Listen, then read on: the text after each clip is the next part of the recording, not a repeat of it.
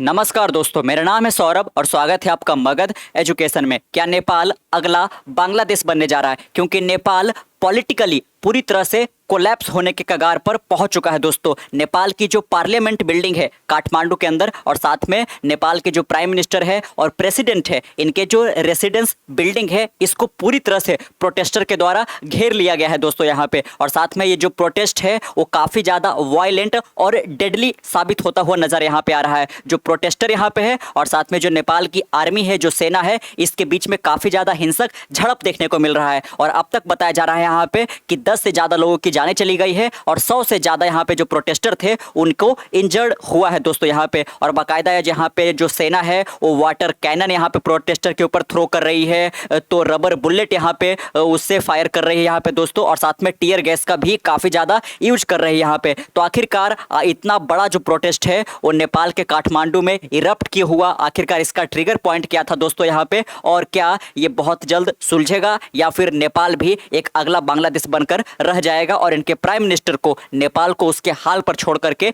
नेपाल से भागना पड़ेगा यहाँ पे। तो सबसे पहले हम यहाँ पे टाइमलाइन को समझ लेते दोस्तों। 25 अगस्त 2025 को यहाँ पे लगभग आज से 10-12 दिन पहले ही नेपाल की जो गवर्नमेंट यहाँ पे है उन्होंने एक ऑर्डर पास किया दोस्तों यहाँ पे कि जितना भी नेपाल के अंदर सोशल मीडिया कंपनी है, वीडियो स्ट्रीमिंग प्लेटफॉर्म है, जैसे कि व्हाट्सअप, फेसबुक, इंस्टाग्राम, यूट्यूब समेत और भी यहाँ पे जो सोशल मीडिया कंपनी यहाँ पे दोस्तों, उनको एक ऑर्डर दिया गया नेपाल की सरकार के द्वारा यहाँ पे कि आपको महज 7 दिनों के अंदर अंदर जो नेपाल की टेलीकम्युनिकेशन अथॉरिटी है, जो टेलीकम्युनिकेशन और आईटी मिनिस्ट्री है, उनके साथ अपने प्लेटफॉर्म को रजिस्टर कराना पड़ेगा दोस्तों यहाँ पे। क्योंकि नेपाल की सरकार के द्वारा यह हवाला दिया गया कि सोशल मीडिया पर बहुत सारे जो यूजर है वो फेक अकाउंट बना करके मिस इन्फॉर्मेशन को काफ़ी ज़्यादा यहाँ पे फैला रहे हैं, फेक न्यूज़ को काफ़ी ज़्यादा प्रमोट कर रहे हैं, और साथ में ऑनलाइन काफ़ी ज़्यादा फ्रॉड भी यहाँ पे बढ़ता जा रहा है यहाँ पे। तो ये नेपाल की सरकार के द्वारा ये रखा गया दोस्तों, और इसमें ही बोला गया कि आपको 7 दिन के अंदर अंदर आपको रजिस्टर कराना पड़ेगा, और साथ में यहाँ पे 2 रिप्रेजेंटेटर को भी नेपाल के अंदर प्रेजेंट करना पड़ेगा दोस्तों, ताकि यहाँ पे आपके सोशल मीडिया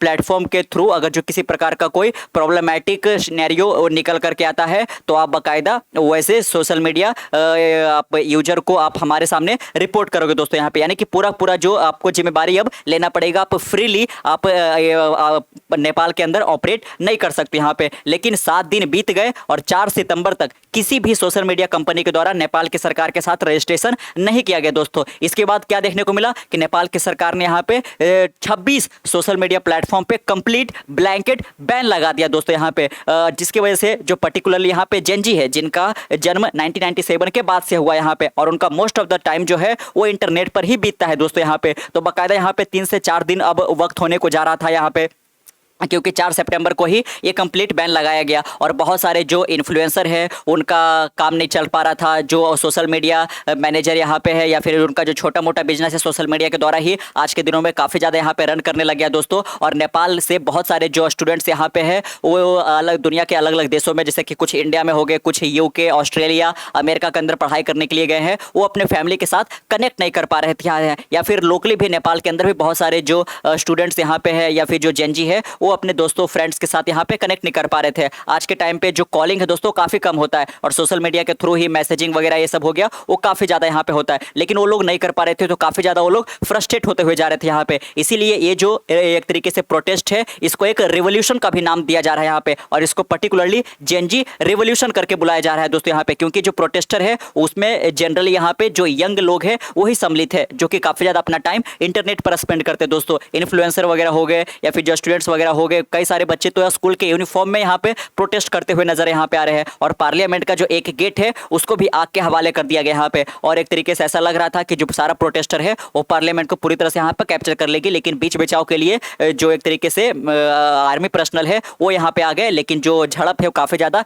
हिंसक होता हुआ चला जा रहा है दोस्तों यहाँ पे। अब देखना होगा कि क्या जो सोशल मीडिया कंपनी है वो मान जाती है, नेपाल सरकार के साथ रजिस्ट्रेशन करा लेती है, या फिर बहुत सारे जो एक तरीके से कहिए कि ऑर्गेनाइजेशन है दोस्तों, उन्होंने सुप्रीम कोर्ट भी जाने का रुख किया है यहाँ पे कि जो ये सरकार कर रही है वो लोगों का जो फ्री स्पीच है उसको एक तरीके से दबाने की कोशिश कर रही है। और नेपाल के अंदर जो करप्शन भी है वो भी चरम सीमा पर पहुंच चुका है। इसलिए यहाँ पे स्लोगन के अंदर और प्ले कार्ड के अंदर ये जो प्रोटेस्ट यहाँ पे उसमें ये देखने को मिल रहा है, लोगों का कहना है कि आप करप्शन को शट डाउन करो, ना कि सोशल मीडिया को शट डाउन करो। दोस्तों आप तो भले ही बोल रहे हो कि हेट स्पीच जो फैल रहा है या जो फेक न्यूज फैल रहा है यहाँ पे, मिस इन्फॉर्मेशन जो फैल रहा है, इसके लिए हम ऐसा करने जा रहे हैं यहाँ पे। लेकिन ये कहीं ना कहीं आज के दिनों में यहाँ पे डिजिटल युग में एक तरीके से आप फ्रीडम ऑफ एक्सप्रेशन जो है, फ्री स्पीच है, इसको भी आप दबाने की कोशिश कर रहे हो यहाँ पे। और साथ में अगर जो पॉलिटिकल स्ट्रक्चर भी देखे दोस्तों नेपाल का, तो काफी ज्यादा एक तरीके से प्रॉब्लमैटिक यहाँ पे, काफी कॉम्प्लेक्स यहाँ पे है। कोई भी जो एक तरीके से पार्टी है वो बहुमत में कभी नेपाल के अंदर जीत आके आ पा नहीं पाती यहाँ पे। जैसे कि इंडिया के अंदर कांग्रेस और बीजेपी आप ले लीजिए, तो वहां पे एक तरीके से बीजेपी कांग्रेस ही आपस में गठबंधन कर लेती है यहाँ पे। तो एक तरीके से क्या जो मौजूदा केपी शर्मा ओली की सरकार है वो एक तरीके से यहाँ पे कोलैप्स हो जाएगी इस प्रोटेस्ट की वजह से यहाँ पे। और ये प्रोटेस्टर में जनरली जो यंग लोग हैं दोस्तों, इसीलिए एक तरीके से प्रोटेस्ट काफी ज्यादा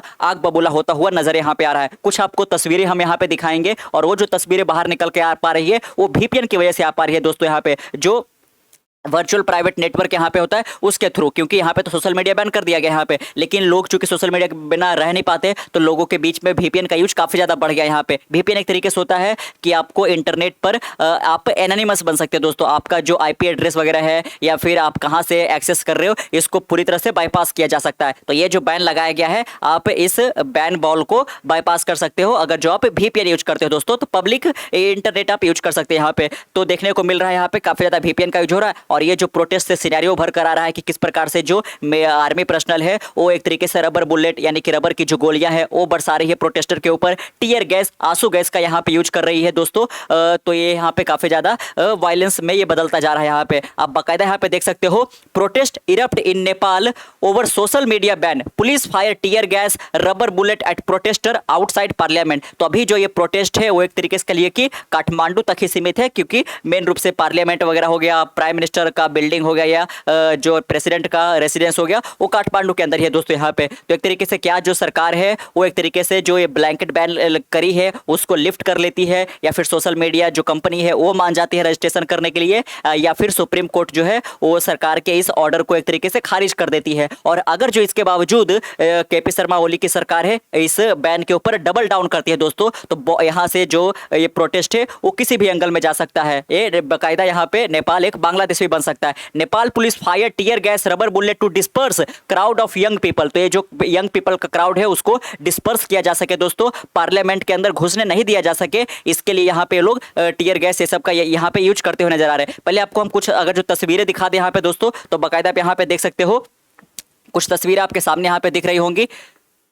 देख सकते हो कि काफी जो प्रोटेस्ट यहाँ पे है वो वायलेंट होता हुआ यहाँ पे नजर यहाँ पे आ रहा है। बाकायदा आप देख सकते हो कि किस प्रकार से लोग यहाँ पे पार्लियामेंट बिल्डिंग को चारों ओर से यहाँ पे घेर रखे। और आप जनरली देखोगे तो ये सब जो है वो नौजवान है यहाँ पे, जो जेनजी कहलाते हैं यहाँ पे, जिनका उम्र 1997 से बाद हुआ है, वही सब आपको यहाँ पे देखने को मिल रहे होंगे। और चूंकि ये लोग युवा लोग हैं तो एक तरीके से जो प्रोटेस्ट है वो काफी ज्यादा एक तरीके से वो इंटेंस भी होता हुआ जा रहा है यहाँ पे। और साथ में यहाँ पे जो केपी शर्मा ओली की सरकार है उन्होंने आज रात 10 बजे तक यहाँ पे कर्फ्यू भी अनाउंस कर दिया है दोस्तों। We have imposed a curfew which will remain in force until 10 PM local time जो है, to bring the situation under control after protester began to turn violent. यहाँ पे तो ये मुक्तिराम जो रीजल यहाँ पे spokesperson Kathmandu district office के, उनके द्वारा यहाँ पे कहा गया कि हमने कर्फ्यू कर दिया है ताकि यहाँ पे इस सिचुएशन को कंट्रोल में किया जा सके दोस्तों यहाँ पे, क्योंकि सिचुएशन काफी ज्यादा आउट ऑफ कंट्रोल होता हुआ जा रहा है यहाँ पे। Police had order to use water cannon, baton हो गया, रबर बुलेट हो गया, इन सबको यहाँ पे पुलिस को यूज करने के लिए बोल दिया गया। और साथ में यहाँ पे शूट एंड साइड कि देखते ही आप गोली मार दो अगर जो कोई पार्लियामेंट को ब्रीच करने की कोशिश कर रहा है दोस्तों।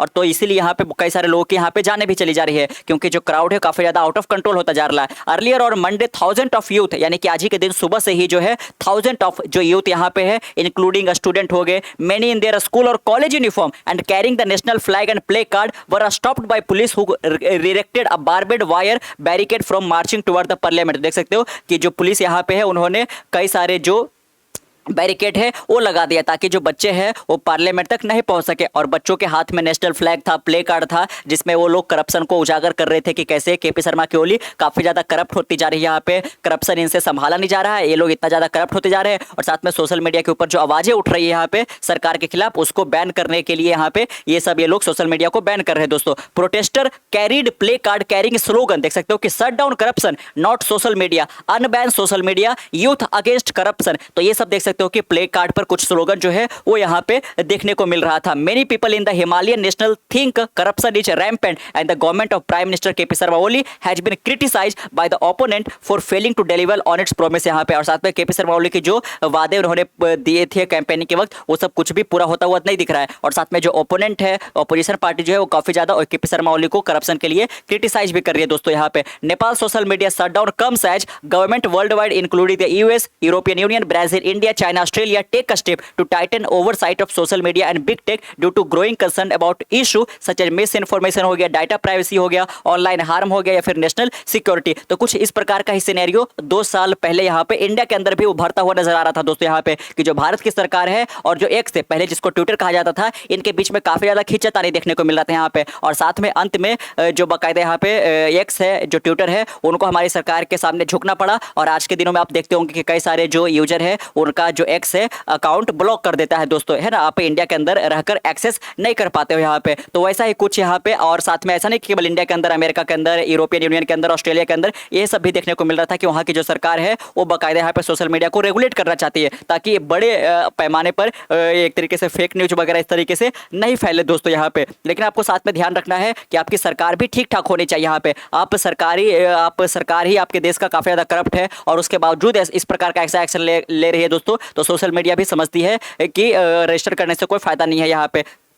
तो इसके बीच यहाँ पे देखने को मिला कि नेपाल की भी सरकार को ऐसा लगा कि इंडिया जैसा कर रहा है या फिर यूरोपियन यूनियन, ऑस्ट्रेलिया, अमेरिका जैसा कर रहा है, वैसे नेपाल के अंदर भी ये सब सोशल मीडिया जो है हमारे साथ रजिस्टर कर लेंगे। लेकिन ऐसा कुछ हुआ नहीं, जिसके कारण यहाँ पे 3-4 दिनों से जो लोग हैं वो एक्सेस कर नहीं पा रहे थे। और लोगों का जो फ्रस्ट्रेशन है वो काफ़ी ज़्यादा बढ़ता हुआ जा रहा था, क्योंकि आज के टाइम पर जिस प्रकार का लत लगा हुआ है सोशल मीडिया का, पर्टिकुलरली यंग लोगों के बीच में, यहाँ पे उसके बगैर वो 1 घंटा भी नहीं रह सकते थे दोस्तों। और काफ़ी ज़्यादा फ्रस्ट्रेशन के बीच आज वो पार्लियामेंट के सामने एक तरीके से मार्च पे उतर गए और ये प्रोटेस्ट एक तरीके से इवेंचुअली वायलेंट में तब्दील होता हुआ नजर यहाँ पे आ गया। तो यहाँ से देखना होगा तो बाकायदा यहाँ पे देख सकते हो कि अबाउट 90% ऑफ नेपाल का जो टोटल पॉपुलेशन है 30 मिलियन है दोस्तों। 3 करोड़ टोटल नेपाल का पॉपुलेशन है और उसका 90% पॉपुलेशन जो है वो एक तरीके से आज के दिनों में इंटरनेट यूज करता है यहाँ पे। तो इतने सारे जो इंटरनेट यूजर है उनके सामने से अचानक से आप सोशल मीडिया का प्रेजेंस ही गायब कर दो यहाँ पे दोस्तों, तो एक तरीके से काफी ज्यादा यहाँ पे लोग उससे कॉप अप नहीं कर पाए और इसीलिए जो प्रोटेस्ट है वो काफी ज्यादा यहाँ पे वायलेंट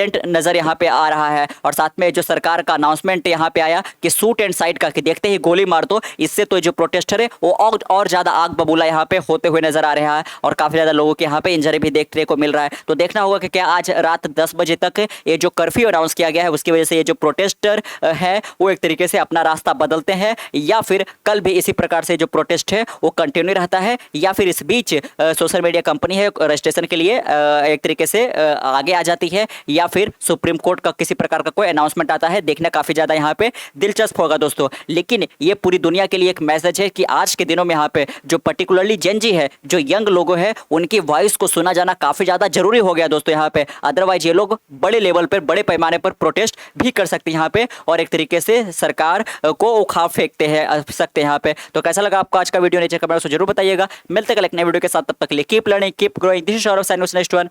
बाय बाय।